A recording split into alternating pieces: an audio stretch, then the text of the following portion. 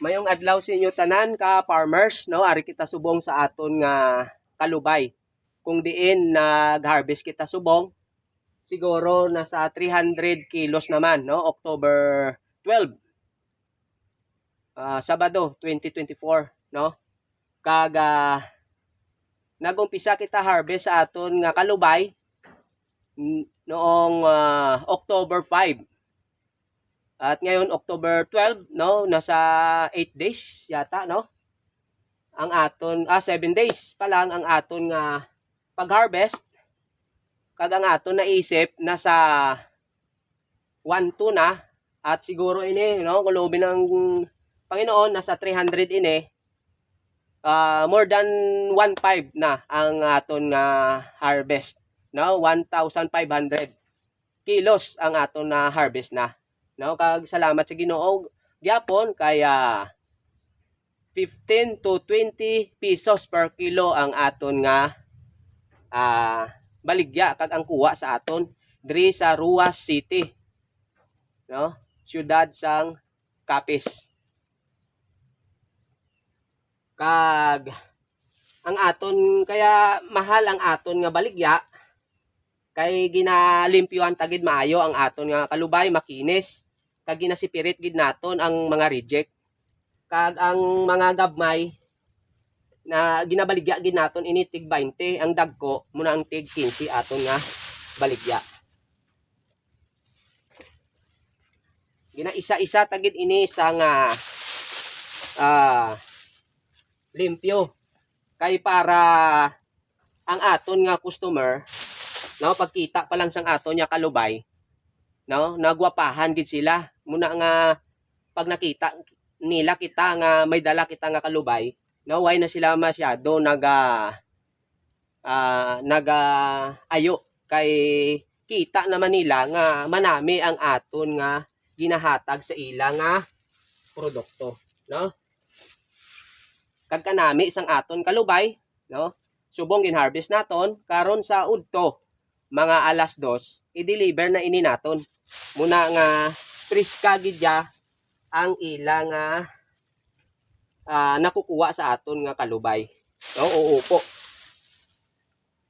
Kag ipakita ko sa inyo kung ano pagid kadamo ang aton nga kalubay, no, nga nasa 1.5 na, sobra na 1.5 ang aton nga na harvest, pero madamo gyapon bunga, no. Adlaw-adlaw na ini buwas ma-harvest naman kita kay tinda naman sa lutod-lutod, kaya ma-harvest naman kita diri siguro nasa sobra 100 kilo siguro.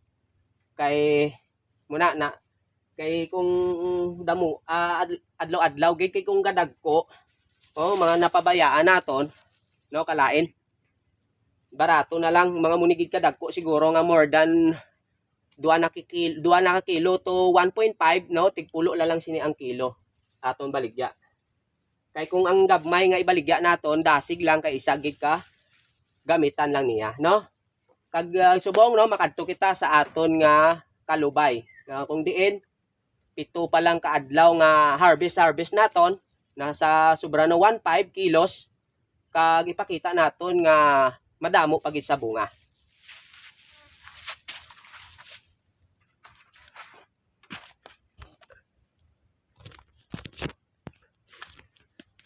Ara makadto kita diyo sa aton nga kalubay, check naton nga kung ano pa kadamo ang aton makuha kag gasunod-sunod pa, no, damo pagid gabmay.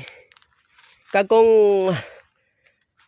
wala lang ulan, no, kung wala lang tani naga-ulan adlaw-adlaw, mas damo pagid ini bunga, no, kay damo nagakapatay nga mga bulak niya kay tungod nga ginaulanan permi, no, basa permi. Pero ara lang tawa damo pagyapon bunga ang aton nga kalubay, no. Sunod-sunod man ni gapon ang aton, no, adlaw-adlaw gid ni nga harvest gapon ang aton kalubay kay subong gadamo na gid man ang kalubay sa market, siguro magababa pa, pero muna nga kung mahal pa, nasa 15 pa, magandang presyo pa talaga yan, no? Malaking kita pa talaga sa pag-uupo pag ang presyo ay 15 to 20 to 25, no? Nakaabot pa tayo 25, 20. Ngayon may 15 na, no? At sunod siguro na linggo baka aabot na siya ng 10 piso na lang. Pero mas maganda pa yan, no? Na mga pricing natin sa ating upo, kasi hindi naman ito magastos, no? Harvest lang tayo na harvest. Kaya ito maganda na itanim, no? Bago kayo magtanim ng ibang tanim na may ibang gulay, no? Ito muna yung itanim nyo, dahil habang lumalaki siya, lumadami, no? Kumikita ka talaga. No, ayan, oh, marami pa talaga, oh. Ayan, oh. Ayan, dami.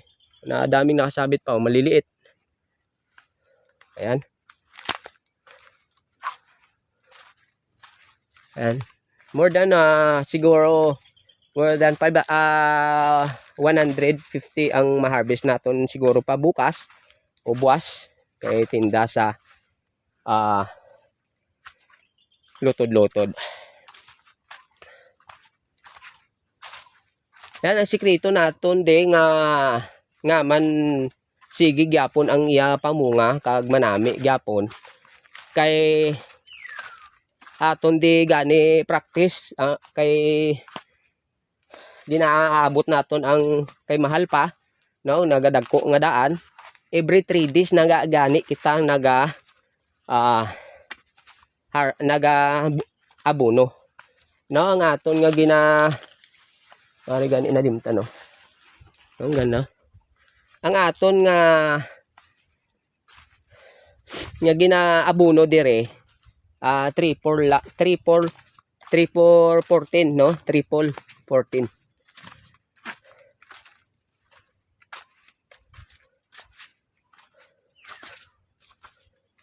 Ay, marami pa naman maliliit, no? Dito kasi parang crowded dito, kasi dikit-dikit ang tanim natin dito, kaya parang mas maganda talaga yung malawak doon, 4 meters. Dito kasi nasa 2 meters lang to ang pagitan niya, pero may bunga pa rin, no? Maraming, hindi lang nakikita yung masunod na mga bunga niya. Yan, oh.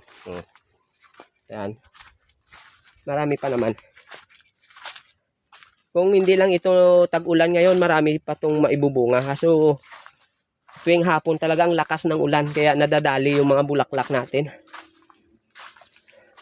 kaya medyo kaunti pa ang kanyang bunga, no? Parang iba hindi na tumuloy, no? Pumangit na yung bunga niya, yan, no? Namamatay, no? Dahil sa matinding ulan yan, no? Diyan na lang po mga ka-farmers, ka-viewers, support naman po sa ating YouTube channel, Alan the Good Farmer. Naway ingatan tayo ng ating Panginoon. Salamat po sa inyong lahat. God bless.